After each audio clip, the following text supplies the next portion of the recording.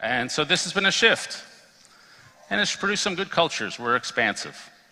People believe in themselves. Steve Jobs believed in himself. But it's also created some of our problems.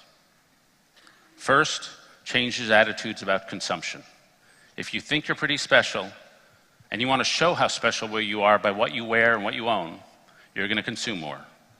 Personal consumption as a share of GDP is 60% decade after decade through the 20th century. Starting in 1970, it jumps up to 70%. Personal debt as a percent of GDP, 43% decade after decade, it jumps up to 133%. So consumption changes. Public debt. Every generation has an incentive to push costs on the future generation and enjoy the benefits for themselves. But no generation until our own has really done that because they had a moral horror about pushing debt on their children and grandchildren. And I think that's because they saw themselves as a small piece of a large chain.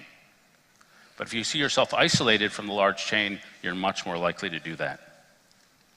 Third, risk. People who are confident think they can handle risk. Take bigger loans, make bigger bets on Wall Street. See the results. Fourth, polarization. If you're modest and have an awareness of the limits of your own knowledge, you know that you need the people who disagree with you to correct for your own errors. If you think you have the truth 100%, then the people who disagree with you are just in the way. And so we see a rise of polarization. Moral inarticulateness. We have trained a generation of people to think for themselves, to come up with their own moral values. If your name is Aristotle, fine, you can do it. If your name is not Aristotle, you probably can't. And so we've raised a generation of people who are good, but who are often inarticulate about morality.